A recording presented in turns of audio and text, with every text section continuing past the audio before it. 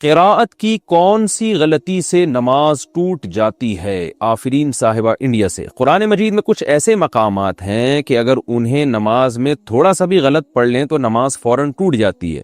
ایسے کون سے مقامات ہیں، ان کی نشاندہی فرما دیں۔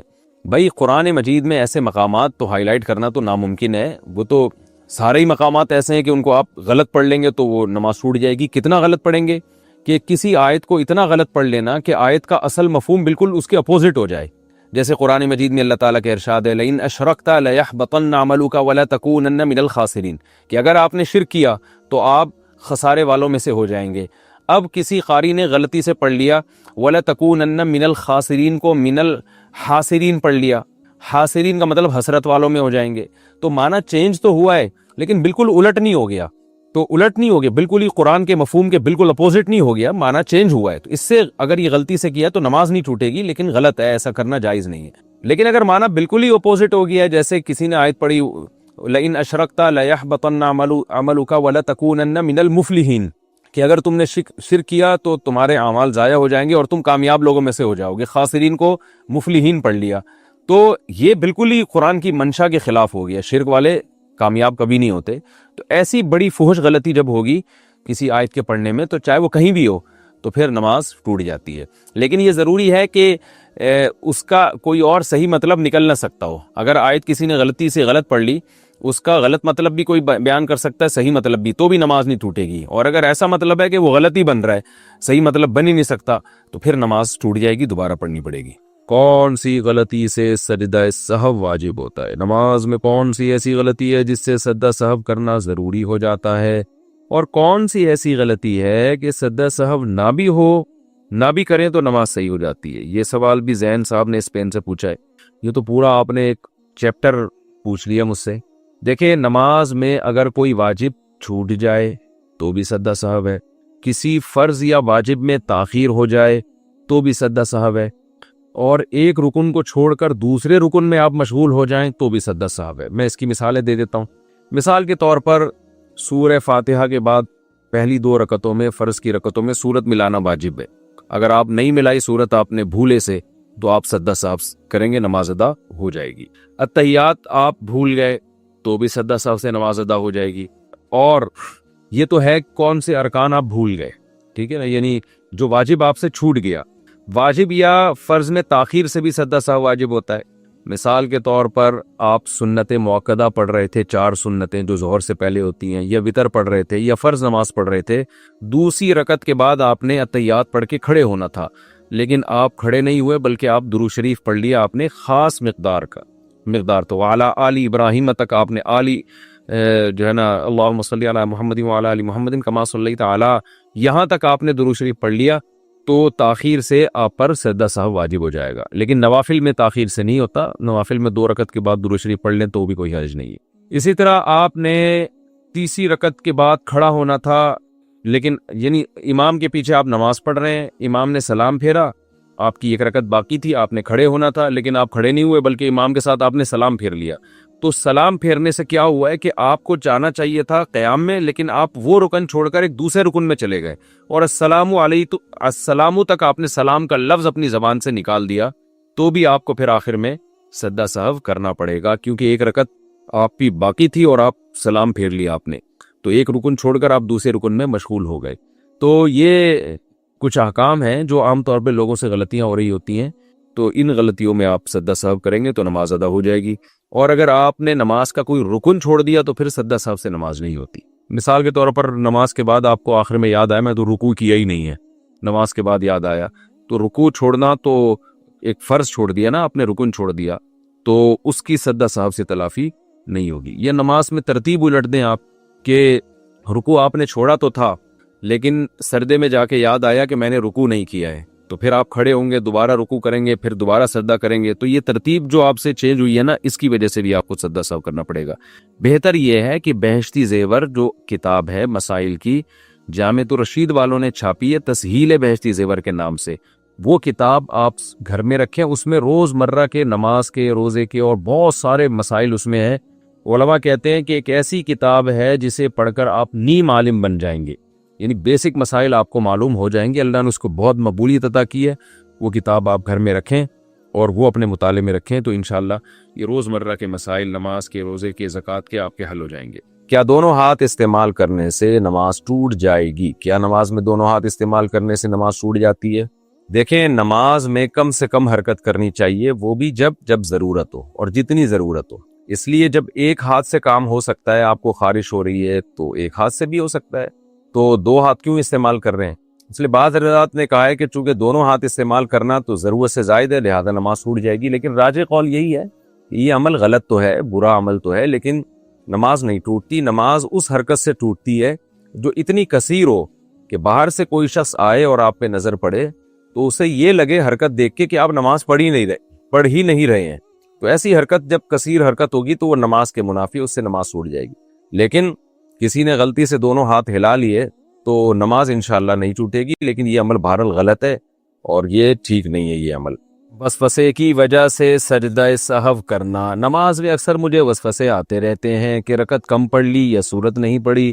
اس قسم کے وسوسے دور کرنے کے لیے آخر میں سجدہ سہو کر لیتا ہوں، کیا میرا یہ عمل صحیح ہے؟ شمس خان پشین سے۔ بھائی شمس خان، تین قسم کے آدمی ہوتے ہیں۔ ایک وہ جن سے کبھی کبھار نماز میں غلطی ہو، ان کو شک پڑ جائے کہ پتہ نہیں 3 رکعت پڑھی ہے کہ 4 رکعت پڑھی ہیں، تو ایسے لوگوں کے لیے افضل یہ ہے کہ وہ دوبارہ پڑھ لیں۔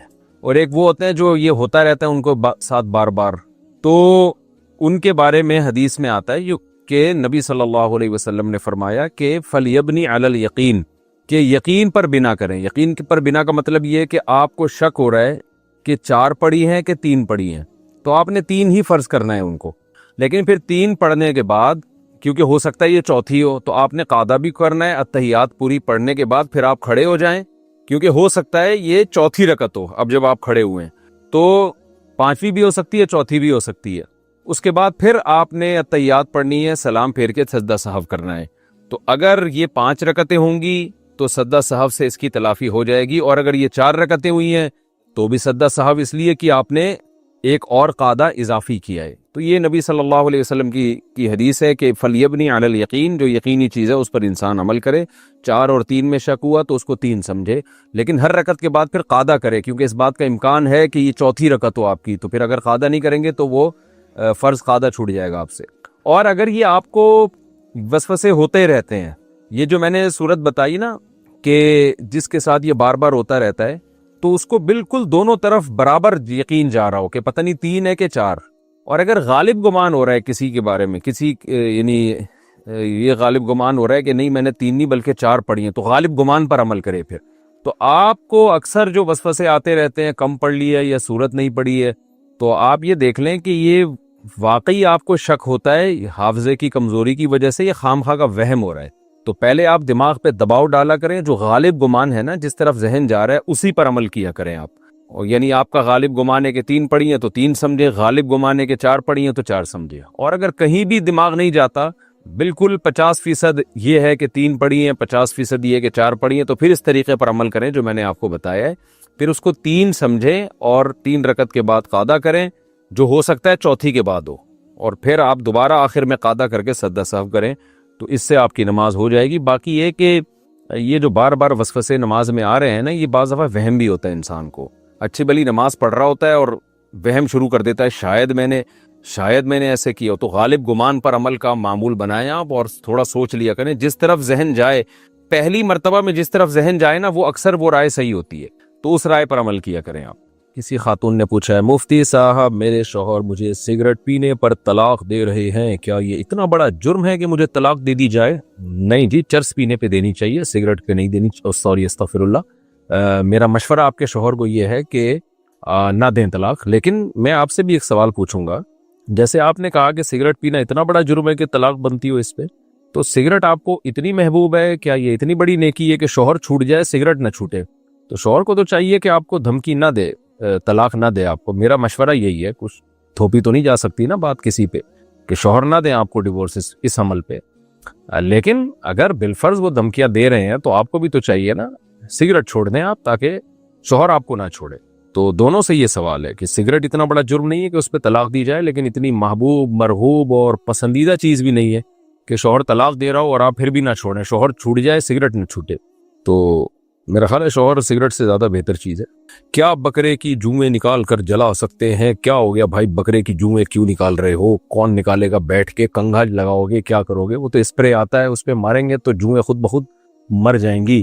مجھے کچھ سوال سمجھ میں آیا نہیں ہے. بہرحال جانوروں کو بلا ضرورت جلانا یہ جائز نہیں ہے. لا يعذب بالنار الا رب النار، نبی صلی اللہ علیہ وسلم نے فرمایا کہ آگ کا عذاب وہی دے سکتا ہے جس نے آگ کو بنایا ہے. تو اس لیے اس عمل سے اجتناب کریں. پاکستان سے کسی نے پوچھا، میرا ایک لڑکی سے تعلق ہو گیا ہے، وہ بھی مجھے پسند کرتی ہے، ہماری ذات الگ ہے، جس کی وجہ سے لڑکی اپنے گھر میں بتانے سے ڈر رہی ہے. میں بھی بھائیوں میں سب سے چھوٹا ہوں، مجھ سے بڑے 3 بھائیوں کی بھی شادی نہیں ہوئی ہے. پھر تو میرے بھائی آپ کی بڑھاپے میں شادی ہوگی. جن کے بڑے 3 بیٹھے ہوئے ہوں نا تو چھوٹوں کی کبھی بھی نہیں ہوتی. میں نے ایک واقعہ بھی سنا ہے نا، 22-23 سال پرانا واقعہ ہے، بلکہ اس سے بھی زیادہ شاید. ایک نوجوان ایسے ہی تھا، وہ اس کا 4تھا یا 5واں نمبر تھا. اس نے کہا کہ میری تو ہوگی نہیں جب تک 3 بڑے کی نہیں ہو جاتی. میں نے کہا کر کے بتا دے. اللہ کا شکر ہے اس نے 22 سال میں شادی کی، کر کے بتا دیا کہ بھائی تینوں کا کون انتظار کرے گا. تو آج ماشاءاللہ اس کے بچے بڑے ہو گئے ہیں، بچیاں بڑی ہو گئی ہیں، اچھی زندگی گزر رہی ہے. تو گھر والے نہیں کرتے بھائی. کہہ رہے مجھ سے بڑے 3 بھائیوں کی بھی شادی نہیں ہوئی ہے، ہم ایک دوسرے کے بغیر نہیں رہ سکتے، لہذا ہم نے پلان بنایا ہے کہ ہم نکاح کر لیتے ہیں، اور بعد میں گھر والوں کو ناراضی سے بچنے کے لیے ہم دونوں اپنے گھر والوں کو بول دیں گے کہ فلاں بندہ خواب میں آیا تھا اور اس نے کہا تھا کہ چھپ کر نکاح کر لو، اس لیے ہم نے چھپ کر نکاح کر لیا. تو کہ ایسی صورت میں ہم یہ جھوٹ بول سکتے ہیں؟ جھوٹا خواب سنانا بہت بڑا جرم ہے. نبی صلی اللہ علیہ وسلم نے اس کو بہت بڑا جرم قرار دیا صحیح حدیث میں. وجہ اس کی یہ کہ خواب کی نسبت اللہ کی طرف ہوتی ہے، وحی کا 46واں حصہ ہے. بعض خواب ایسے ہوتے ہیں جو اللہ کی طرف، تو آپ نے جب خواب جھوٹا بیان کر دیا تو گویا ایک طرح سے آپ نے اللہ پہ جھوٹ باندھا ہے. تو اس لیے جھوٹا خواب کسی صورت میں آپ نہیں سنا سکتے. اور آپ جو ہے لڑکی کے ابا کو پیغام بھیج دیں، اگر لڑکی کے ابا راضی ہیں تو آپ نکاح کر لیں، آپ کے گھر والوں کا راضی ہونا ضروری نہیں ہے. سمیع اللہ صاحب پوچھتے ہیں کیا نماز میں فاتحہ پڑھنا فرض ہے؟ فرض نہیں ہے، واجب ہے، کیونکہ لا صلاۃ الا بفاتحۃ الکتاب حدیث میں آتا ہے فاتحہ کے بغیر نماز نہیں ہوتی. یہاں لا صلاۃ میں لا کمال جنس کی نفی ہے، جیسے کہ لا ایمان لمن لا عہد له حدیث میں آتا ہے جس کا عہد نہیں ہے اس کا کوئی ایمان نہیں ہے، تو مطلب کامل ایمان نہیں ہے. تو اس لیے اگر فاتحہ جان کر چھوڑ دی ہے تو نماز دوبارہ پڑھنی پڑے گی اس گناہ سے بچنے کے لیے جو گناہ کا ارتکاب کیا ہے، اور اگر بھولے سے چھوٹی ہے تو سجدہ سہو کرنا پڑے گا. تو اس لیے واجب ہے نماز میں سورہ فاتحہ پڑھنا. مفتی صاحب میرا نام مسرور ہے لیکن میں کبھی خوش نہیں ہوتا، مغموم رکھ لیں بھائی. اگر مسرور میں بھی، مسرور تو خوش کو کہتے ہیں نا، اگر مسرور نام رکھنے سے بھی آپ خوش نہیں ہیں